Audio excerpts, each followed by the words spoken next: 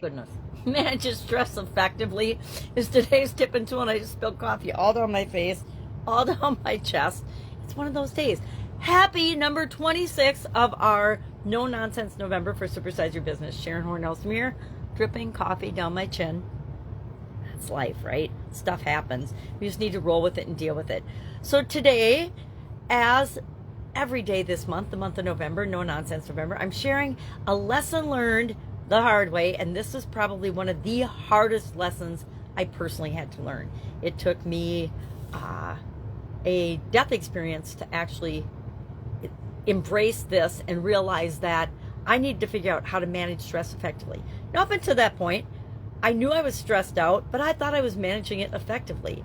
The universe told me otherwise, and I listened. Fortunately, I was able to recover from that sudden cardiac arrest and have a chance to recover, make massive changes in my life and my lifestyle and my mindset and my thoughts and my beliefs and my actions and my habits to still be here talking today and sharing these lessons learned. And the biggest one was that we have to manage stress effectively. My dad used to always say, listen, your little red wagon girls can only hold so much, and if you don't find ways to let it go and let things go and release them from your little red wagon, it will overflow and cause you a lot of challenges. And I didn't listen to that growing up, and I didn't realize it in that that's what was going on, is I just kept taking more and more and more on, throwing it in my little red wagon to the point of it causing out of control situations, and meaning things I didn't have control over but was trying to control in my life.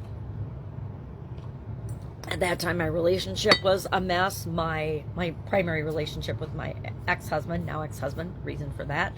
I was struggling with one of my businesses. Another one of my businesses was being sued by our municipality because the competitors didn't like that it was even an existing business and colluded to cause challenges to the business and to the liquor license and things. And so when I was leaving the city council meeting about that, after we had gone back and then sued the city and won, I walked through that business and had a sudden cardiac arrest. Fortunately, the bartender there knew CPR and helped me until a first responder could get there, who was having dinner with his wife for his anniversary across the street.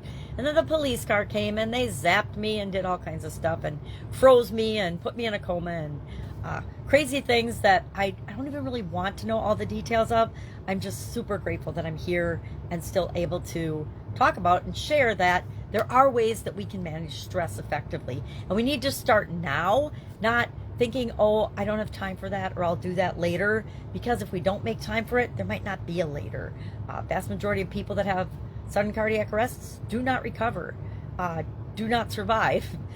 So every day I consider myself grateful and thankful for that. So what are some ways that we can manage stress? Well, number one, we need to realize that stuff's happening all the time in our life, and it's going to be stressful. It's not the thing that happens so much as how we feel about and respond to the thing that happens. We can respond in a positive way. We can respond in a negative way. We can respond in a neutral way by stepping back and looking at the situation. Being mindful really helps with this.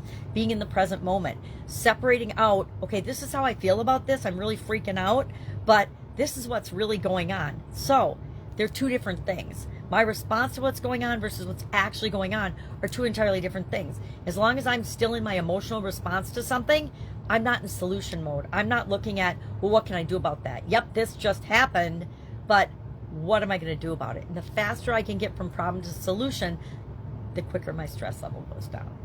We can remember to set boundaries. We talked about that already. That's another hard lesson I learned. At the time that this happened to me, I was not setting boundaries in hardly any areas or aspects of my life. And that meant I was overcommitted and in lots of different areas, not just in one or two areas of my life, but out of the 9 areas I work on now, probably 7 of them, I was totally overcommitted in. We need to build relaxation and self-care into our routines, into our life, right? We have to take care of ourselves, because if we don't take care of ourselves, it stresses our physical body, our mental body, our emotional body, and we're less able to handle the stuff that comes along the way in our life and in our businesses. I don't think there is anything that stresses us more, unless you have a terrible boss, uh, than building and growing and supersizing your own business, right? I think it's the biggest personal development plan that isn't really a personal development plan, but that's what it ends up being, that we ever encounter and that we ever undertake. It's probably the best thing we can do for ourselves to become the person we want to be in the world. But the vast majority of people are not up to that challenge. And the stressors that come along with that, if we don't have ways to handle them, can literally kill us. So we also want to remember to do things like, and I forgot to talk about our tool. We haven't talked about our tool for today at all yet. It is an app called Calm. Perfect name, right? It helps us to sleep. It helps us to meditate. It helps us to deal with stress. It's got music, stories, and a lot of things on it. It's actually, I just found out today, there's a Black Friday special. It's available for half off for the premium version.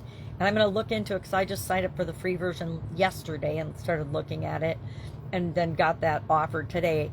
And the one thing that really annoys me about it is it's just massive promotion every time you click a screen. And maybe that's just with the free one. And my question is, does all of that go away if you sign up for the premium one? Because I don't want to see that all the time. I find it disruptive and I don't find it very relaxing.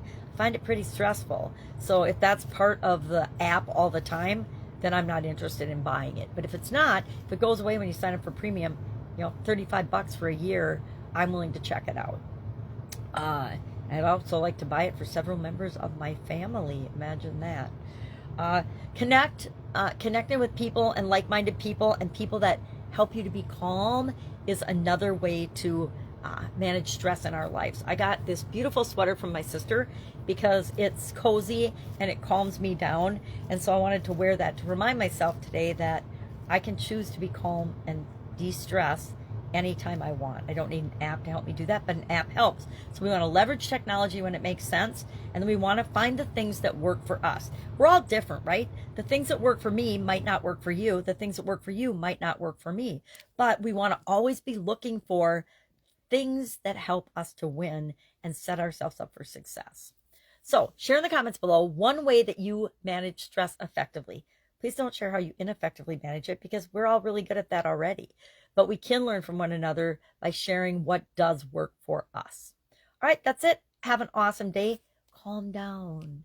Have an amazing week. And I will, of course, be with you tomorrow. Bye.